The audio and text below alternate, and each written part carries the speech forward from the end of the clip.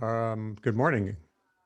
I'm not sure if we're live, but greetings to anyone who is on the call right now.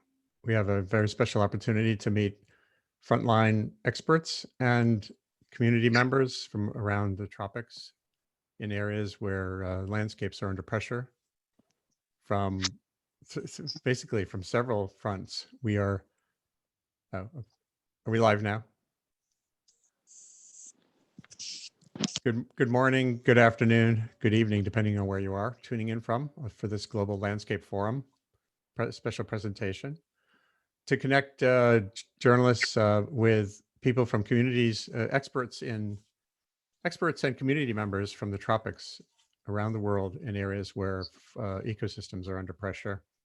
And the pressures used to be sort of simple, teams would come in to cut the forest, or there'd be hunting crews or mining.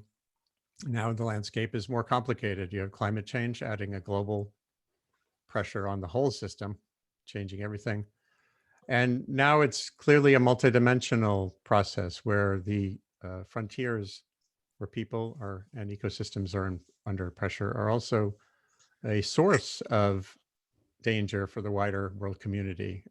There's human health impacts that emerge from the forests. And then there's a circular aspect, because as we've seen in the Amazon, particularly in recent months, the pathogen that emerged from parts of China where there's consumption of wildlife have now already circulated to the Amazon and are impacting the peoples there and other parts of the world as well.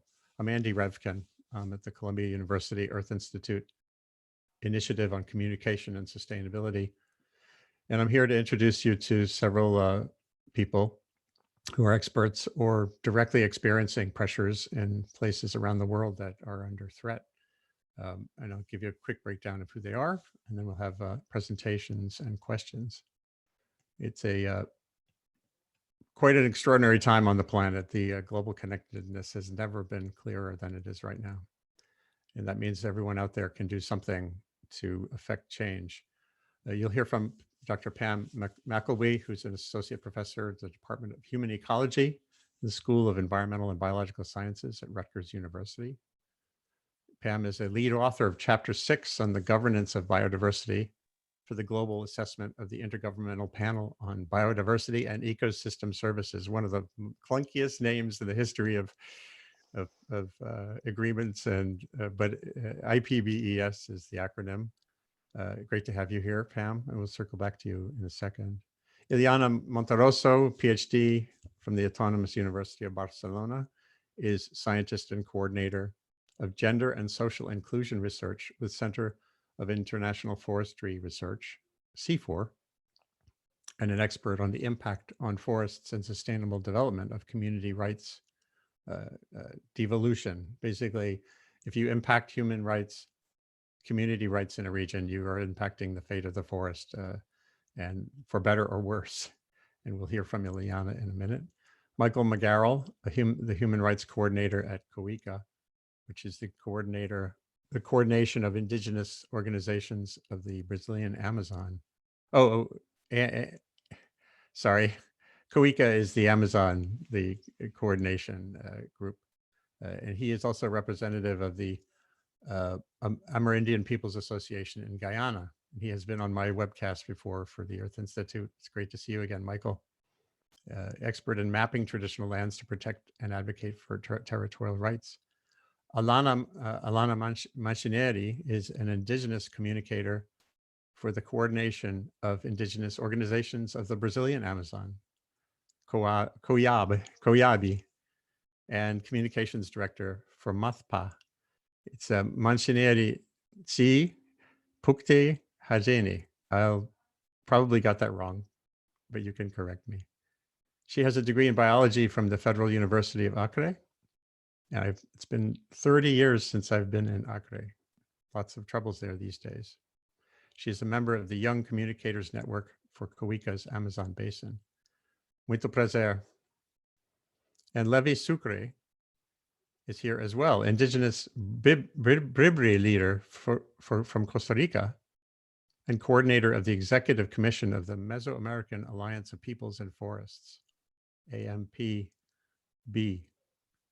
Levi is a farmer and a specialist in indigenous cultures and the environment in Central America, with more than 20 years of experience in rural development and community organization, and 15 years of experience in the design, implementation, and evaluation of projects in indigenous territories and local communities. It's great to have you here too. Thank you for being part of this conversation today. Gracias. There's a hashtag that we're going to use. So anyone watching on Twitter, use # rights for health as a hashtag, and there'll be questions gathered from you there and by other means. Thank you for listening in. And we'll start in right away with Pam from Rutgers, who has spent a lot of time in the front lines. Pam doesn't just sit in New Jersey doing her analysis. And Pam, can you give us an update from your work, both within IPBES and on this interface of health and community rights and conservation? Great, thanks, Andy. I'm very pleased to be here to be able to talk to everyone today about some of the work that IPBES has done that relates to Indigenous rights. I myself am someone who works in partnership with Indigenous communities in my research, most of which is in Asia. So I've brought a little bit of a different regional perspective to this panel, but I'm very glad to be here. So what I thought I might briefly frame for the whole panel is the relationship between Indigenous land management and our overall problems, whether that's biodiversity loss or climate change, or even pandemics, which we are all dealing with right now. And one of the really important messages of the global assessment, which came out in May of 2019, and it received a lot of headlines. Some folks may have seen it, talking about the potential for 1 million species at risk of extinction. But one of the other headline messages of that report was how important Indigenous land managers and Indigenous defenders are to the long-term preservation of biodiversity.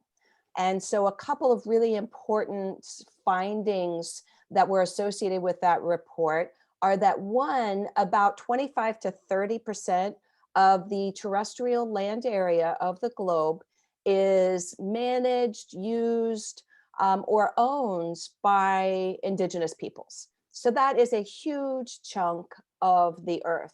So if we're talking about anything having to do with long-term targets for biodiversity, long-term targets for mitigating climate change, we need to have seats at the table for that 25% of our land, which is managed by Indigenous peoples. So that was a really important thing to emphasize in the report that came out last year. The second thing that that report also pointed out is that if you look at pressures for biodiversity, and the report spoke about 5 main drivers of biodiversity loss. Those are land use change, direct exploitation, so logging and fishing and so forth, climate change, invasive species, and pollution. So those are the big 5 in terms of driving biodiversity loss. And if you look at rates of biodiversity loss inside that 25% of lands which are managed by Indigenous peoples and the lands that are outside, the rates of biodiversity loss outside of Indigenous lands is higher. So that's not to say that there's no biodiversity loss inside Indigenous lands. There are. We know there are a lot of development pressures. We know that there have been land defenders who have sadly been killed defending against these pressures. But the overall rate of biodiversity loss is lower in Indigenous lands. So that tells us that we have a lot to learn from Indigenous land managers in terms of how the rest of us outside of Indigenous lands can improve biodiversity conservation. And that can range from thinking about different values, emphasizing different values, emphasizing different priorities for economic development. There are a lot of potential things that we can learn. So I just wanted to highlight those as ways to frame our discussion today. And I'm really looking forward to hearing from folks that are on the front lines and on the ground.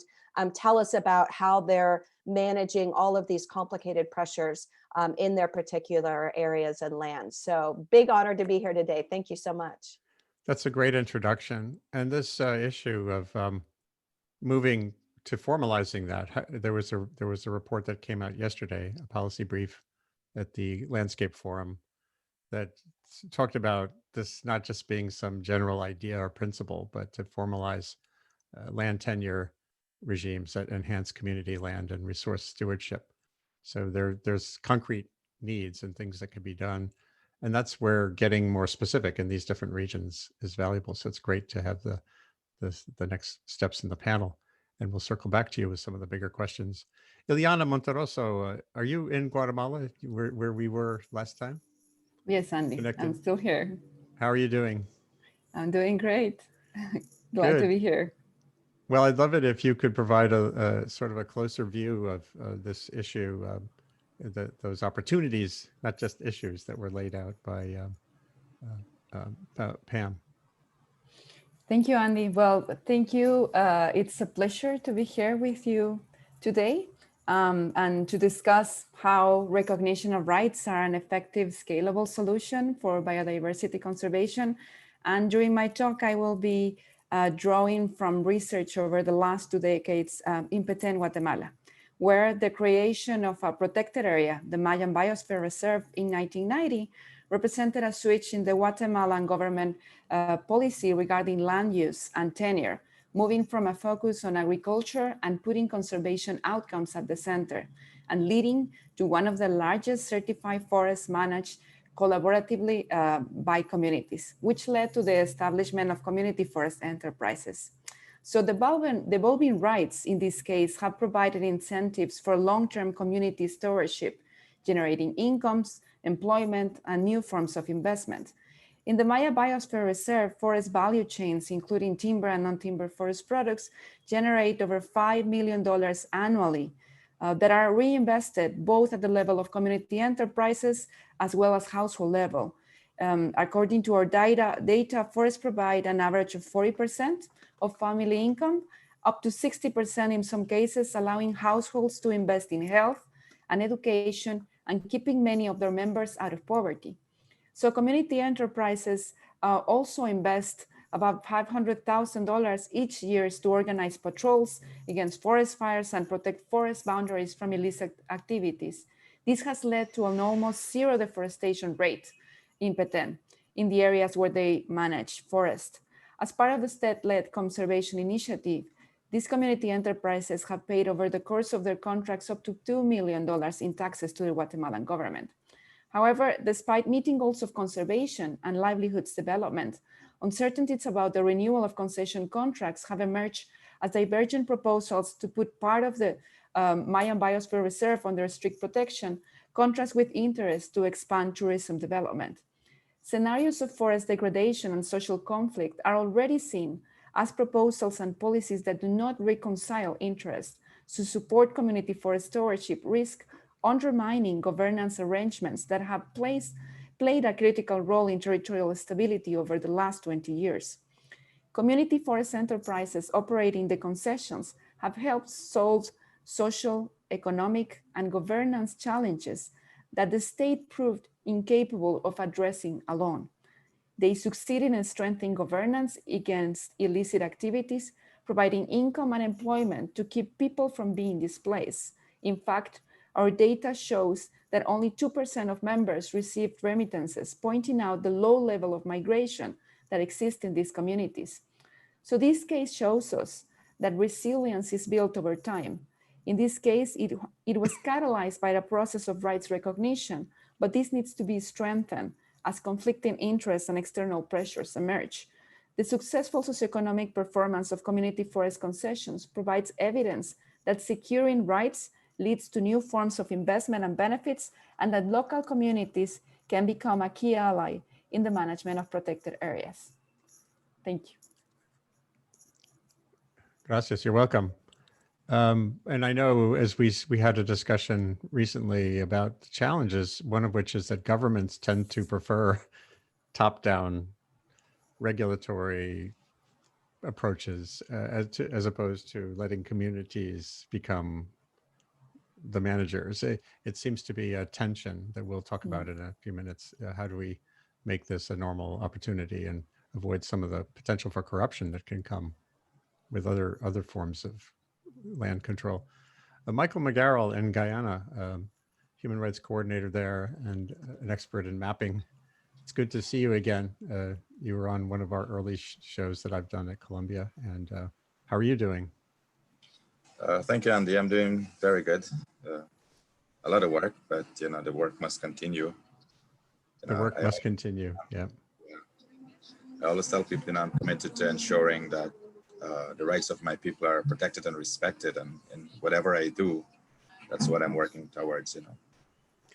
And in this context of empowering people on the ground to be stewards, to give them the capacity, and what's the most pressing need right now, especially in the context of what we've seen with COVID-19 and in the context of these issues that are on the floor here at the Global Landscape Forum?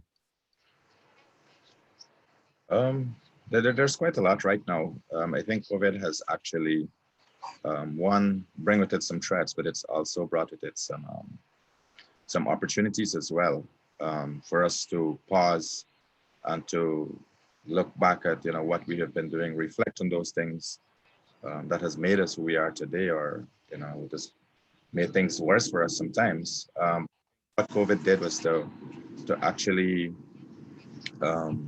give us a space to stop and to pause everything that's happening around the earth. I think it was nature's way of taking a break actually from all the pollution and all the things that we would have been doing. But today, with regard to this report, I'm speaking on behalf of COICA as the coordinator for human rights and policies at COICA. Today, I'm talking about that. We know that this afternoon, the UN is going to the Intergovernmental Science Policy Platform, or the Biodiversity Ecosystem Services, to issue a new report, and it will show how biodiversity loss opens the door to deadly diseases that can become a pandemic, and we have seen this happen with COVID, for example. And this is important, And we hope that the high-level experts will urge governments to partner with indigenous peoples and to scale up our rights. We know that when our rights are strong, deforestation rates on our lands are 2 or 3 times lower than in forests managed by others, including states. And in protecting our land, we are warriors, but we are under siege across the Amazon. And under cover from the COVID-19 pandemic, it has only gotten worse. And this is that we have seen right across the Amazon, that things are getting worse because, of course, state agencies and others are not providing adequate monitoring capacity or adequate oversight then in terms of what is happening in some of the communities. And for example, here in Guyana, the mining continues. It's considered an essential service, but then state agencies with for mining really don't have the resources needed to actually monitor what is happening in the mining environment. So across the Amazon, 1.5 million indigenous peoples depend on lands we hold collectively for food, for clean water, timber, fuel, medicinal plants, and many more. We consider the forest our supermarket. We get everything that we need from the forest to survive. And for this, we hold the forests dear to us. But governments and investment banks say development will bring wealth to peoples, that they describe as poor and primitive. But our experts taught us that poverty comes to indigenous peoples when we lose our lands. So what do indigenous Amazonians need? If we want to continue to address the triple crisis of climate change, biodiversity loss, and emerging diseases, we are under assault from like mining, agro industry, and infrastructure projects, and the most intact forests of the Amazon. You know, it is happening in the Amazon. And in some cases, well-meaning environmental groups, you know, seek to carve out protected areas without consulting us. And this in itself is a problem. You know, we want to be a part of the solution. We are the solution. You know, they violate our rights to land and resources, you know, by denying us access to our forests, by denying us access to our rivers, right? We pride ourselves of the ability to protect the biodiversity of the Amazon by denying us these rights. So we need strong legal rights to our ancestral territories. And I think this has been one of the calls that we have been pushing for over the years. You know, we need to ensure that our land tenure rights are secured, and governments need to do a lot more in terms of seeing that this happens. Many times we have issues with our lands because we don't have a legal right to that land. We know the land belongs to us, but it's just, you know, the legal titling and demarcations are, you know, some of the issues that come on board. And we need, you know, those rights to be enforced. So a recent study of mining on our lands called Indigenous Peoples and Rural Communities, the world's secret weapon for preserving forests. Rather than envisioning indigenous peoples as poor and primitive, you know, we need political and economic actors and conservation groups. They should see us as the one solution that they have not tried. We are not opposed to development nor conservation, but we demand the rights to influence decisions made on our land. You know, we must be involved in any decision that's made on our land. We must have FPIC, free, prior, and informed consent, respected. You know, we are the best partners. If the goal is to protect the ecosystems that are vital to human and planetary health, then we are your best partners. You know, partnering with us will strengthen what science already suggests. And a way of life that envisions humanity as one with the natural. And I think we need to come back to that place. You know, something you can't put a price on, but something that every one of us desperately needs. Thank you.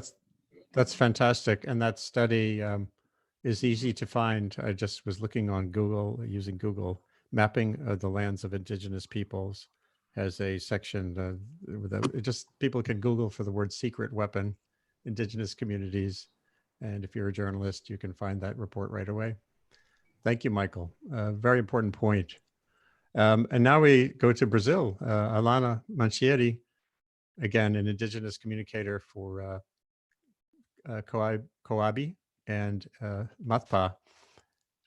Are you in Acre right now? Where are you in the world? And how are you? Thank you for being part of this. Donde? Not donde, that's Spanish. Onde? No Acre.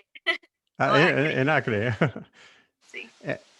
So I would love to get your perspective on these challenges. Acre is a frontier, one of the very important parts of the Amazon where you've seen pressure and resistance. Extractive reserves idea came from Acre and from Chico Mendes. And how are things going? And for today's issue, we would love to hear from you. Thank you again. Muito obrigada. Vou tentar falar devagar por conta da tradução. Quero agradecer por estar participando desse momento. Dizer que para mim é muito importante fazer esse momento de troca com pessoas especializadas, com... Você pode falar um pouco mais alto, por favor, Alana? Agora tá melhor? Melhorou? Sim. Ok, vou colocar o microfone mais próximo. Quero agradecer, né, por esse momento de troca. É muito importante que comunidades tradicionais, cientistas, tomadores de decisão se dialoguem, né, para que a gente possa apontar soluções para o que nós estamos vivendo.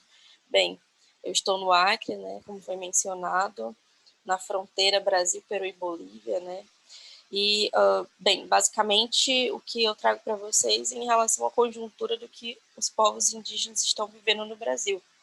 hoje, né, nesse contexto de pandemia do novo coronavírus, não poderia deixar de dizer que estamos vivendo um processo de etnocídio, processo de genocídio institucionalizado.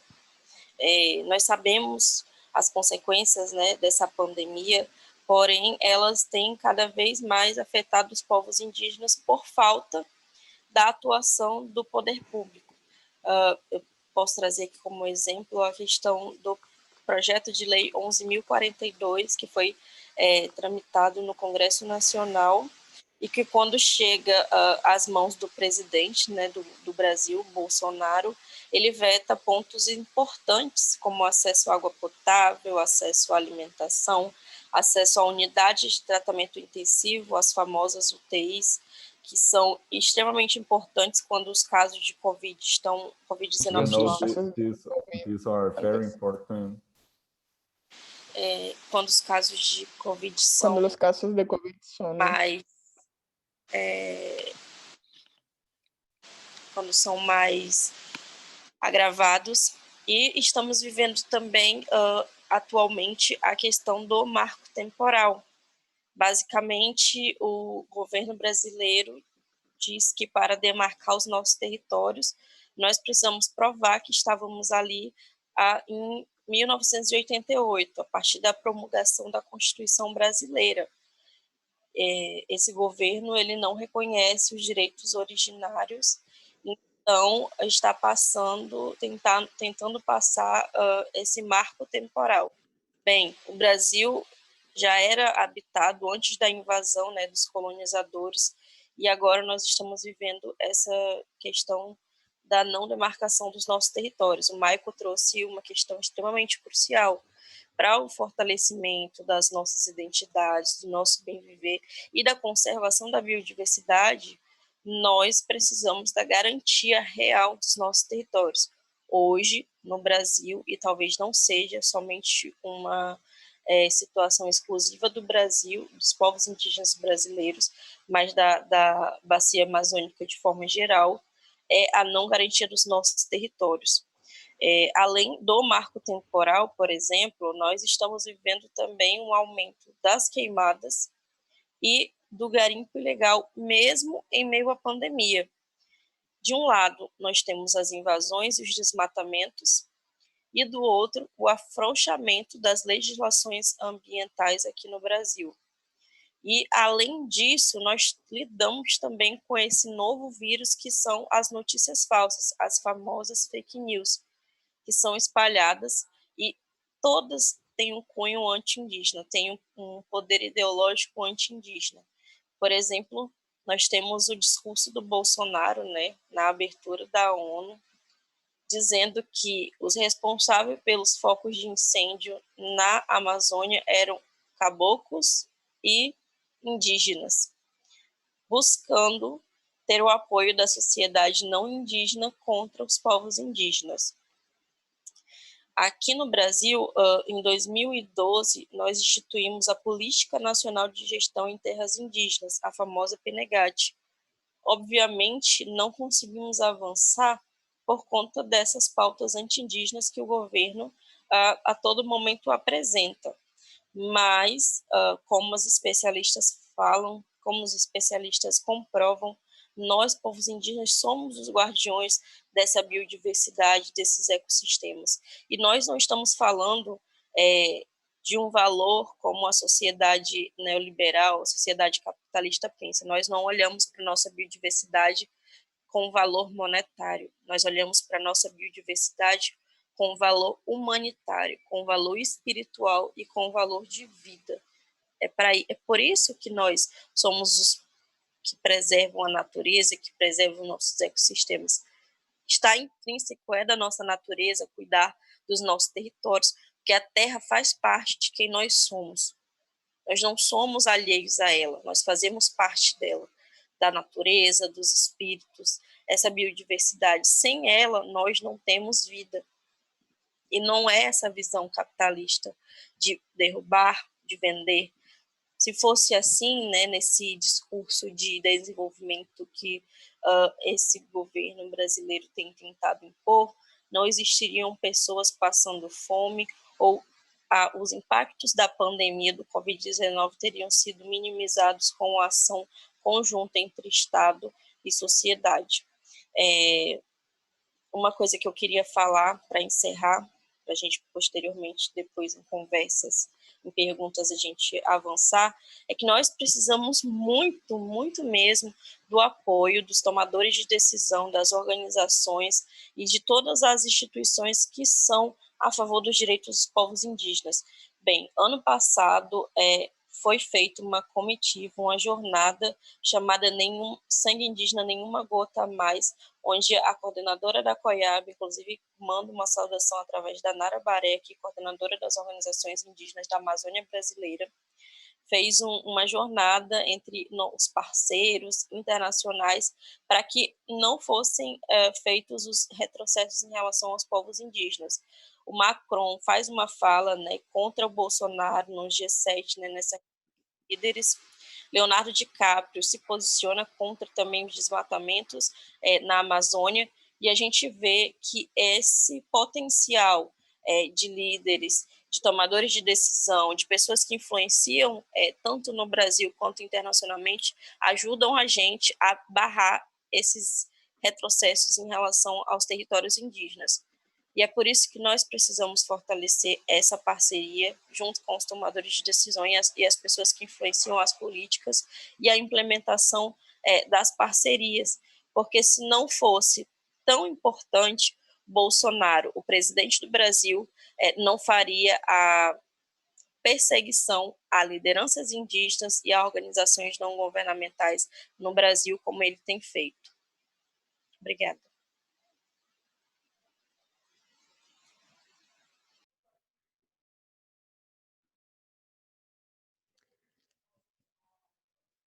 Muito obrigado. It's a very difficult situation that has been outlined here. It shows that a single switch in leadership in a country can produce just the opposite kind of pressures and change that we want if we want to preserve the peoples of the forests and the forests that they live in. Thank you for that great contribution, Alana. Obrigado. And now to Costa Rica and Central America. This is the Global Landscape Forum virtual booth, the Love for Life virtual booth, and we're discussing the intersection of human rights and land rights, health risk to the world as emergent viruses and other pathogens can come from these areas, and the importance of climate change and driving change in forests, and what we can do about it through these international agreements and on the ground locally in the various countries that are in regions that are most affected. Levi Sucre from the Bribri peoples in Costa Rica, I'd love to hear from you, your perspective on what's being discussed today around these issues, and then we'll go to some questions. Muchas gracias. Buenos días, buenas tardes, depende de donde escuchen. Mi nombre es Levi Sucre Romero, soy indígena Bribri en Costa Rica y coordinador de la Alianza Mesoamericana de Pueblos y Bosques.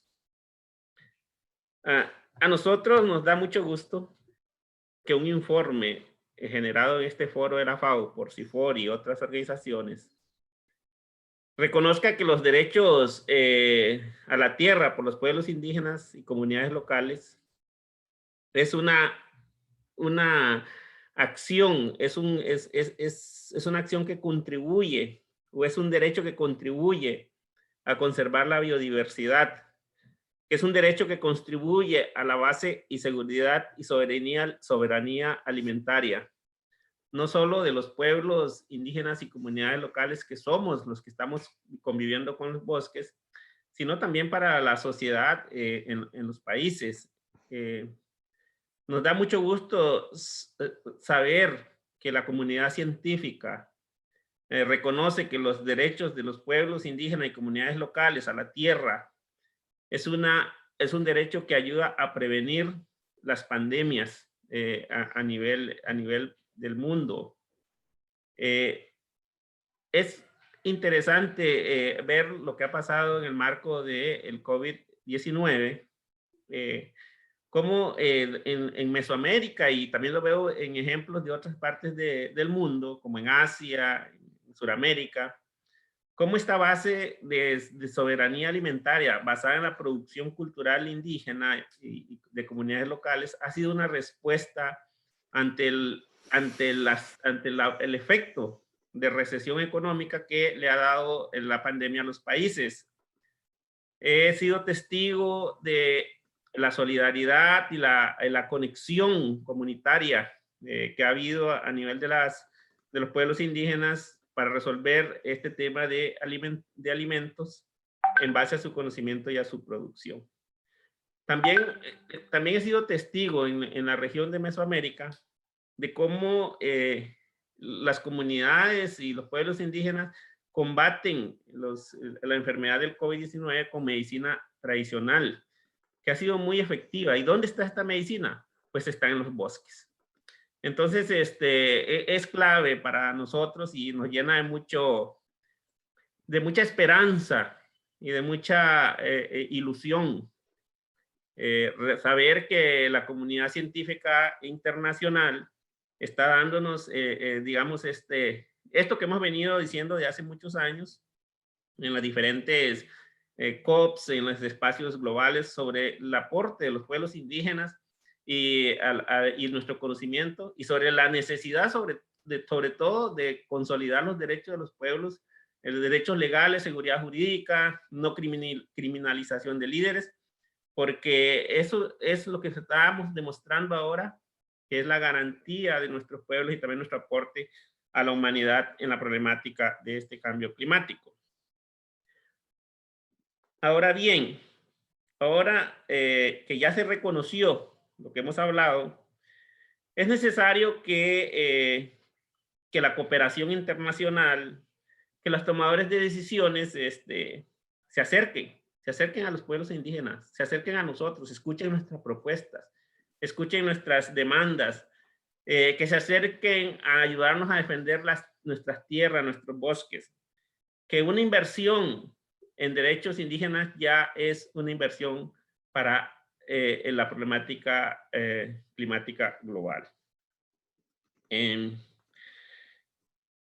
Ya sabemos, y nosotros lo sabíamos de hace años, pero ahora la comunidad científica nos está ayudando a convencer, a tomar decisiones, que nuestras prácticas y conocimiento cultural es una solución concreta a la problemática al cambio climático global, y no es solamente para nosotros, los pueblos indígenas, para garantizar nuestra sobrevivencia, sino también es para garantizar la sobrevivencia hasta de todos en este planeta, los que viven en el campo, los que viven en las ciudades, y eso es muy importante. Nosotros, y así lo conozco también de APIB, lo conozco de COICA, lo conozco de AMAN, que son los que estamos en la Alianza Global Comunitaria trabajando este tema de incidencia y de que se reconozcan los derechos de los pueblos indígenas a nivel global. Hemos desarrollado alternativas, pues, para que este apoyo llegara a nuestras comunidades. En el caso de Mesoamérica, la Alianza Mesoamericana de Pueblos y Bosques, hemos diseñado el Fondo Territorial Mesoamericano como un mecanismo para que la inversión llegue de una forma directa a las comunidades, a estos ejemplos, por ejemplo, que nos decía Liana, que ella hizo sus estudios, uno de los grupos que trabaja con nosotros en estos temas, que se acerquen a buscar estas formas de financiar y llegar directo a las comunidades con la inversión.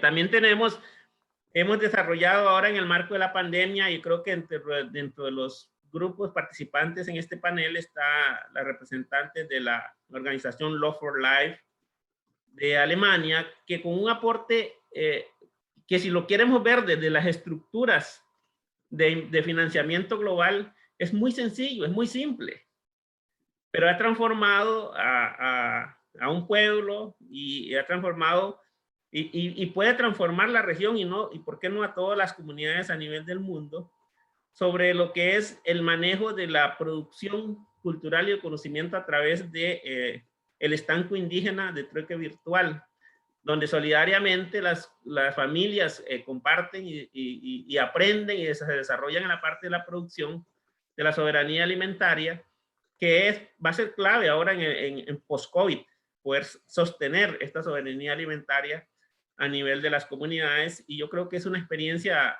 no solamente de cómo se maneja o cómo se aplica el conocimiento cultural y la solidaridad humana, sino también es una experiencia de cómo se deben invertir los fondos. Es una experiencia de cómo un recurso puede cambiar o aportar o potenciar a los pueblos indígenas sin mucha tramitología y muchos problemas, como es lo que sucede ser con los fondos internacionales, especialmente los fondos del clima, que son casi imposible sacarlos de esos bancos.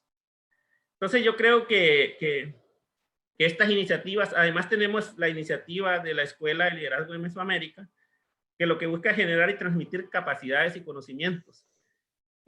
Yo, a pesar de que la pandemia nos ha afectado, a pesar de la pandemia nos ha hecho un alto, yo creo que la parte positiva de todo esto es que nos hemos empezado a reencontrar con nosotros mismos, con nuestro pueblo, con nuestra gente, con nuestra realidad.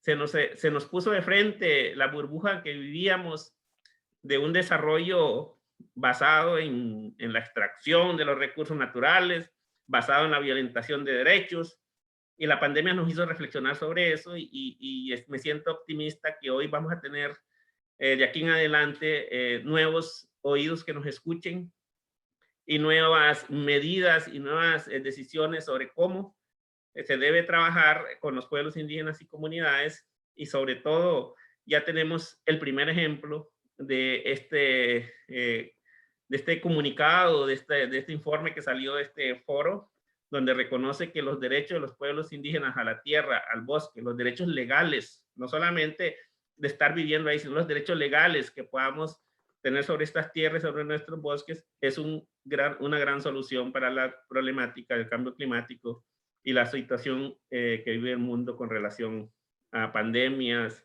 pérdida de biodiversidad y buen vivir de la gente. Bueno, muchas gracias. Thank you very much.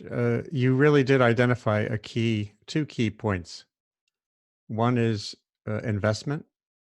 In other words, investment in the capacity of indigenous communities to do the work. And the other is measurement and simplifying how the outside world defines success, I think.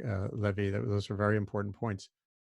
And they provide an opportunity to circle back to Pam, I think now, who is most dug in on understanding the bureaucracy end of this. The question of, well, what if we want to have a change? This question came up. Under these international agreements and reports, what are pathways for investment or for changing the way biodiversity success is measured so that it incorporates more easily the role of indigenous communities? Yeah, that's an excellent question and a really difficult one. It's one we're doing a little bit better on, but there's still a lot more that can be done, as Levi and Alana and our other friends have just outlined. One of the problems is that for our global accords, like the Biodiversity Convention or the Climate Change Convention, the format of those is structured for states. They are the negotiating partners. And it used to be that indigenous peoples didn't really have a space there at all, which was a huge injustice. Now there's more side events, there's more activities that indigenous partners can get involved in. But the negotiations themselves are still very much run by states. And so we've got that structural problem at the global accord level. We also have the problem that so many decisions that have to do with the pressures on indigenous lands are not just made by states, they're made by private corporations and businesses as well. And those are also outside our global accords. And so for folks that are listening and wondering, what can I do? How can I help defenders? I think particularly Levi raised a couple of really important points there at the end about investment being the key, both positive and negative. in the sense that we need to channel positive investment to Indigenous land defenders so they can access climate change funds, so they can access biodiversity funds. But we also need to channel pressure on negative investments. That is, get corporations that are causing these pressures to de-invest. And there have actually been some successful campaigns to get institutional investors, for example, pension funds and so forth, to withdraw their investment from biodiversity harming activities. But there's still a lot of private equity, there's still a lot of venture capital that's funding the corporations in the Amazon, in Central America, that are causing these pressures on Indigenous lands. So there's multiple channels that we need to work on. And as you say, there's incentives and disincentives. There's ways to pressure companies toward the positive and toward the, to punish them if they are doing the wrong thing. I think the communication tools we have now that allow Alana and Levi and the others here to connect directly with the world feel like a very powerful stimulus one way or the other. You think about 30 years ago when I was writing The Burning Season about the Amazon, I had to go deep into the forest to get the voices of forest peoples. Literally hours in canoes, days. And now we're all connected simultaneously. I think that can be a real force for change, the direct engagement with communities. And maybe, Michael, you've already been on the show I do at the Columbia University, but for the journalists who are on the line here, do they have an easy way to reach you and Alana and Levi when we're not at an event? It would be great to have a landscape. So literally on WhatsApp or some tool, a journalist or the community generally, students can connect with a group in one of these regions. Michael, maybe you could offer a thought about that. Is this part of the solution, connecting like this? Yes, indeed, it is a part of the solution. And I think, and again, I like to refer to what COVID has done. I mean, yes, we have seen a lot of decimation of our populations, but it has actually opened us and exposed us to more platforms that we can use to connect with each other. And it's really important for us to understand that if we're going to find solutions, then we need to ensure that we talk with people who live in the forest. And I usually tell people, because many times Indigenous peoples living in the forest are not considered to be affected by climate change in one way. For example, the more you hear people talking about the sea level rise and those living on the coast. But for us who live in the jungle as well, in the forest, we feel the effects of climate change because we live off the land. And with climate change, what has been happening is that the spawning seasons are changing, the rains are coming at different times. There is no, we can't tell anymore, okay, it's going to rain now or it's going to sun. It's becoming a problem. And because of that, our food sources are affected. Our hunting grounds are affected, all because of climate change. So we are feeling the effects of climate change because we live off the ground. So now we're having more connectivity in many places.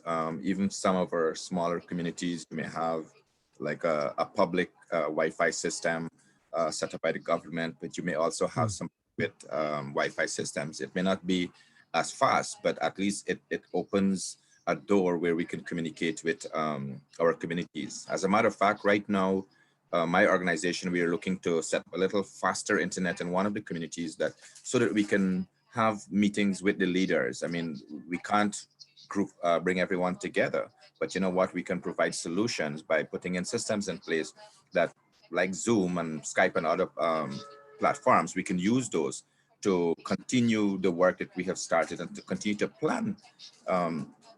Because we must have all partners involved, but must be able to sit at the table and talk. It shouldn't just be people who are in certain places making decisions for our people. We need to be involved in those decisions. And I think one of the things is like platforms like this can help us to do that. And it can help us as well to meet and get our voices heard by the world in general. I mean, the world is so small now, and it's about time that Indigenous voices are actually given that space as well and prominence in world affairs, because we believe that as indigenous peoples, we are the guardians of the forests. We are the solutions to many of the problems that we are seeing around the world now. And this is something that can help us in terms of these communication platforms and technology that is available. Let us use them. Let us maximize. Yes, they're So, good.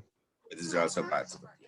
so investment, one of the investments that could be helpful is simply investing in the capacity of indigenous communities to reach both the outside world, decision makers, journalists, but also to communicate with themselves, communicate among groups, to coordinate across the Amazon or across the tropics.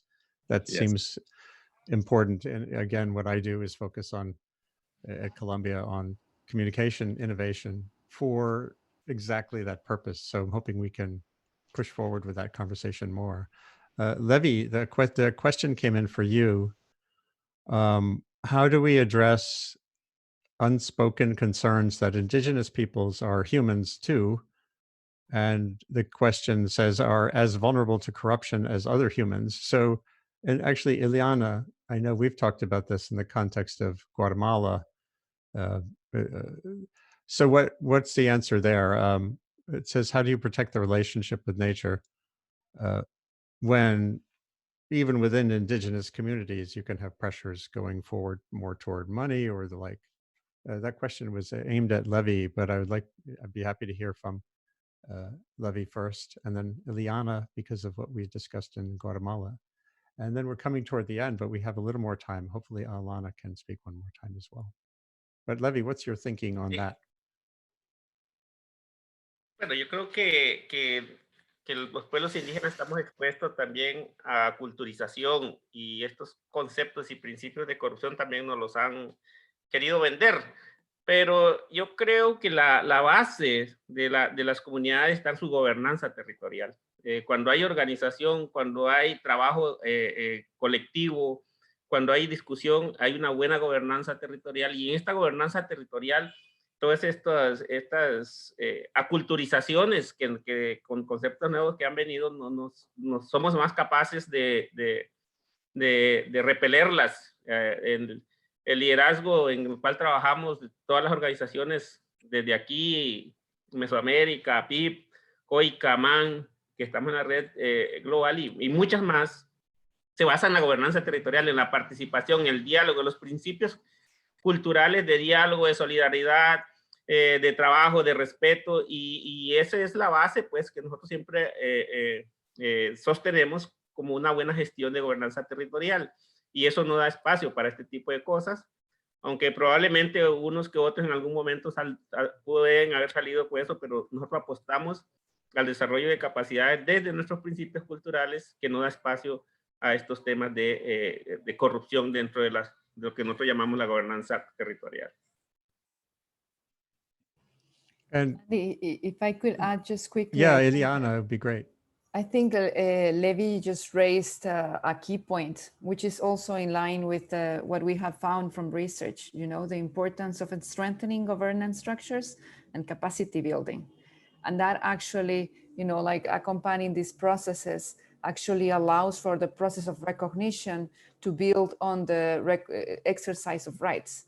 So I think those two issues are key in terms of those government interventions or project or outside interventions that are being addressed in areas in indigenous territories, but also raising the importance of respecting the rights they have in terms of self-governance and self-representation and supporting their mobilization efforts.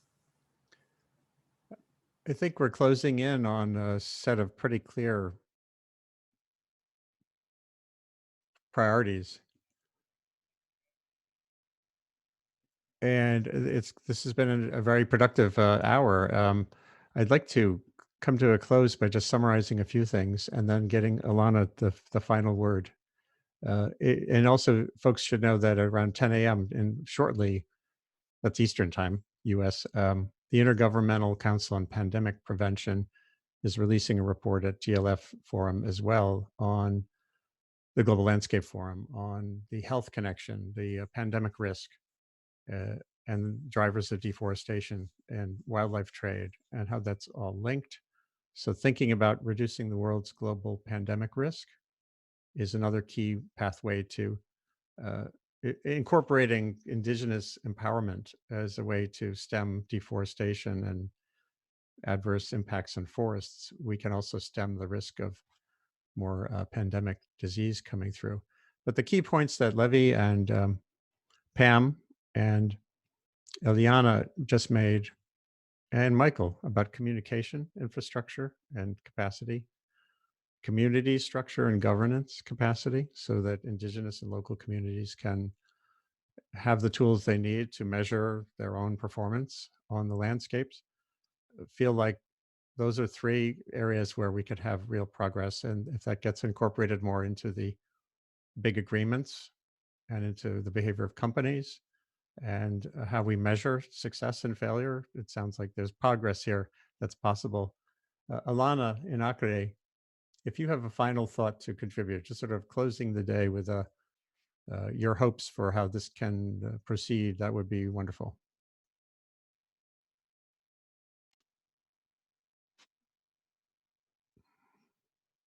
Muito obrigada, André. Quero, inclusive, dizer que quem vem ao Acre jamais esquece. Tenho certeza que você tem vontade de retornar aqui no nosso estado.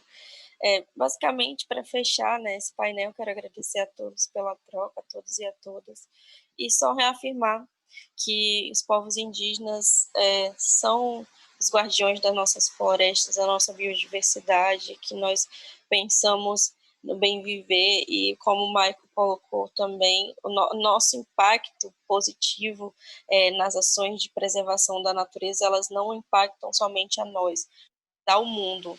E é importante ter essa conectividade com as organizações, com os tomadores de decisão, para que nós todos venhamos juntos, né, ser a solução, ser parte dessa solução. Não temos um planeta B, nós só temos nosso planeta e nós precisamos cuidar dele agora, né? Para nós, para essa geração agora e para as futuras gerações. E dizer que o que a gente enfrenta é muito resquício ainda do colonialismo, né?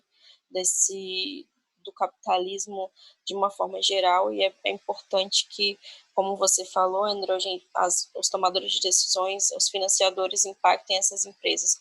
Ontem, só para finalizar, o quanto é importante a pressão, né, popular quanto dos espaços, nós conseguimos derrubar o decreto do presidente Bolsonaro de tentativa de privatização do nosso sistema de saúde. Então, é importante frisar que quando há pressão popular de todos os meios, né, artistas, influenciadores, tomadores de decisão, população de forma geral, a gente consegue, sim, retroceder e parar com essa destruição. Obrigada e tenham um bom dia.